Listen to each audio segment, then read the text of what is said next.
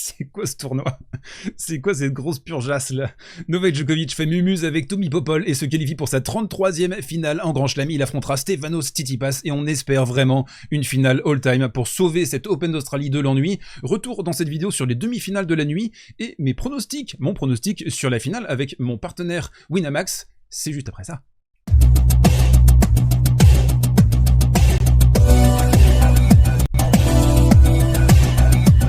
Et on attaque donc avec la première demi-finale. On va prendre les choses dans le désordre cette fois-ci. On va commencer par la gigantesque purgeasse qu'on vient de vivre, parce que là je suis dans le ton, là j'ai envie de parler de ce match. Novak qui a fait mumuse avec Tommy Popol. On va aller assez vite sur cette rencontre, vous allez le voir. Alors ça a commencé par un Novak un petit peu emprunté sur le premier jeu. Il va concéder 2 balles de break et comme à son habitude, il va sortir un énorme service sauté avec un +1 en CD. Et sur la deuxième balle de break, la balle ne va tout simplement pas revenir. Donc on trouve ses premières balles, une très grande efficacité sur son service dans les moments opportuns, importants. Dans cette demi-finale extraordinaire qui nous a fait passer par des émotions, enfin vous pouvez pas imaginer, quand même un graphique intéressant je trouve, les zones que Novak Djokovic touche sur les premières balles adverses et son pourcentage de réussite quand il touche ces dites zones, et là vous le voyez on est à 7 points sur 10 remportés quand il arrive à toucher cette petite bande, la zone létale. Et le truc c'est que il le fait quand même très souvent.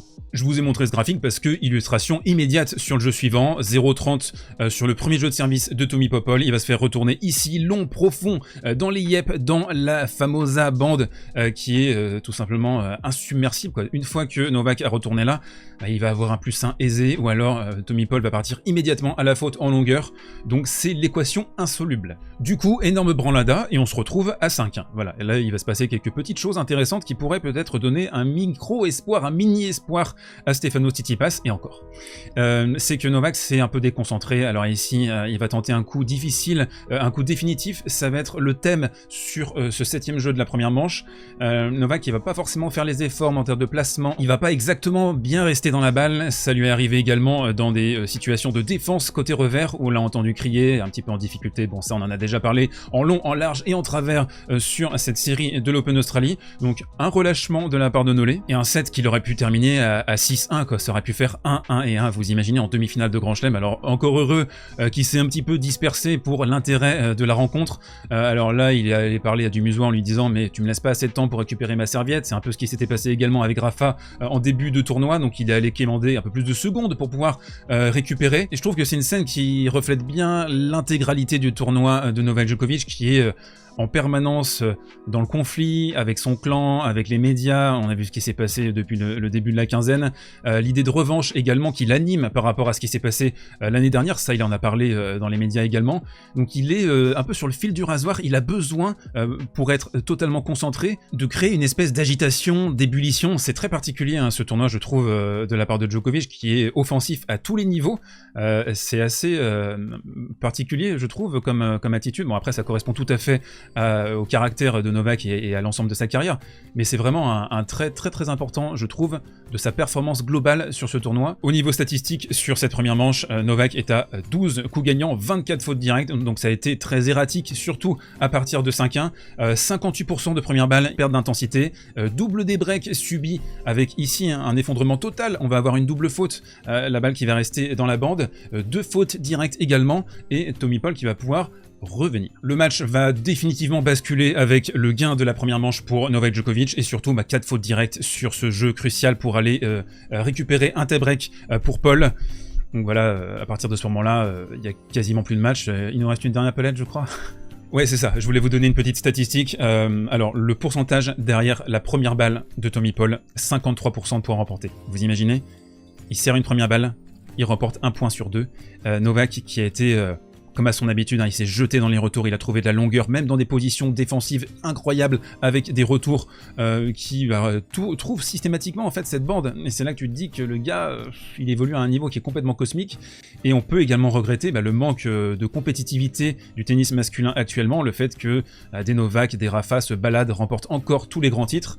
Ça, on en parlera peut-être après la finale. Avant mon pronostic pour la finale, on fait d'abord un petit point sur la deuxième demi-finale qui s'est disputée en plein cagnard. Novak Djokovic, 6 matchs sur 6, hein, là, sur des conditions nocturnes. Il est un petit peu protégé par Craig Tiley. Ça commence à se voir, les gars. Ça se voit, ça se voit. On disait ça pour Roger Federer, bah ça existe aussi pour Novak Djokovic. Bref, la grande différence entre Stefanos Tsitsipas et Karen Khachanov, on l'a vu assez vite hein, dans cette rencontre, c'est l'allonge défensive de Stefanos Tsitsipas. Ici, un coup chopé qui va lui permettre de revenir dans l'échange et d'envoyer une merguez longue de ligne. Donc Karen Khachanov, un joueur plutôt unidimensionnel qui coince évidemment hein, contre les top 10 parce qu'il lui manque de la texture dans son jeu, et à contrario, Stefanos Tsitsipas qui a montré, côté revers notamment, pas mal de créativité, ça on le connaît, on est habitué, mais surtout il a fait un travail intéressant pour attirer double K au filet et l'envoyer dans une zone inconfortable. Donc quand vous êtes en difficulté dans cette position, il ne faut pas désespérer quand vous êtes Steph, hein, pas tenter un coup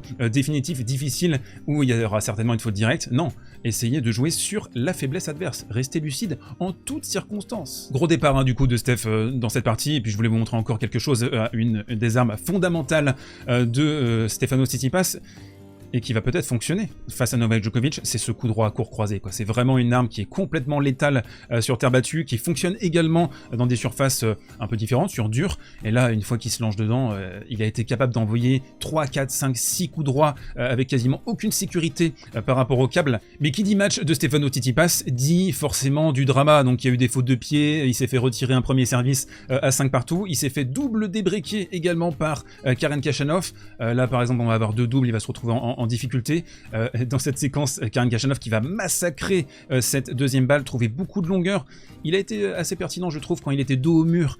Karen Khachanov, il a trouvé de l'agressivité.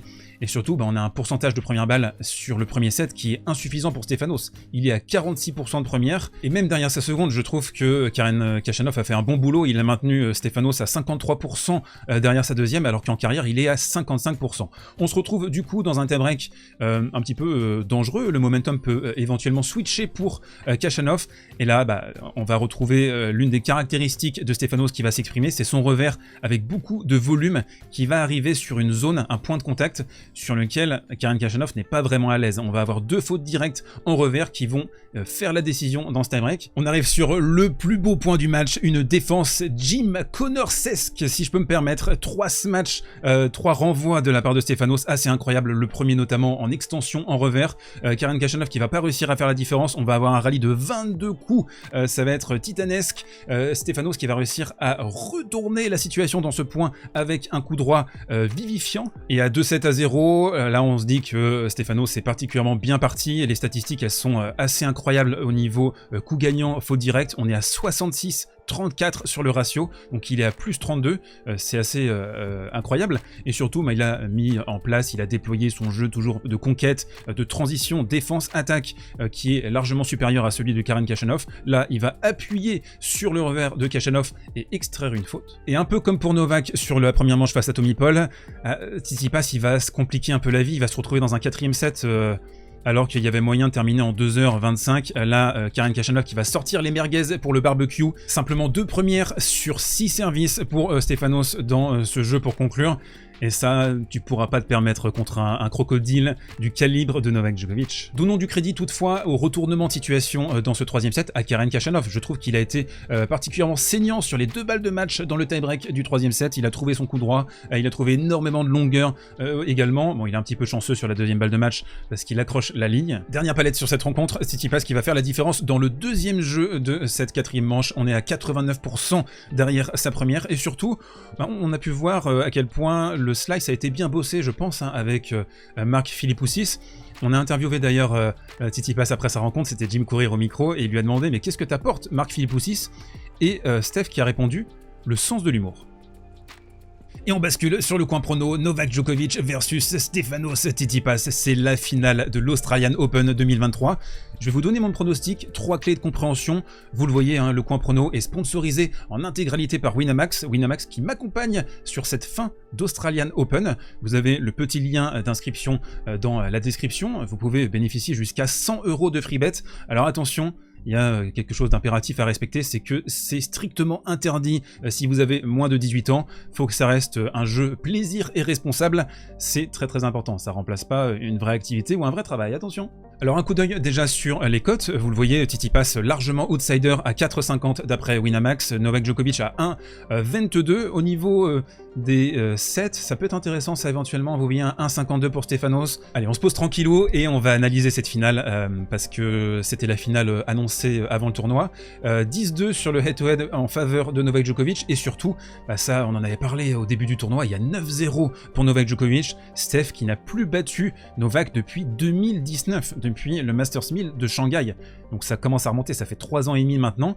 Alors, 3 clés de compréhension et d'analyse. La première, ça va être le service de Tsitsipas. C'est impératif pour lui d'avoir un pourcentage de première balle élevé, de pouvoir toucher son coup droit immédiatement après ce service. Et ça, justement, vous voyez le loustic là, juste en dessous de moi là, bah, il va tout faire pour le cibler côté revers, le forcer à faire des +1 en revers. Deuxième clé qui me semble importante, ça va être la concentration de Novak Djokovic. C'est un secteur dont on avait discuté sur la fin de saison 2022. Là, je trouve qu'il est particulièrement efficace, sauf justement sur ce premier set face à Tommy Paul. On a une mini vulnérabilité. Alors, est-ce que Stefano Tsitsipas va réussir à l'exploiter? Parce que là, vous avez, c'est la taille d'une aiguille, quoi.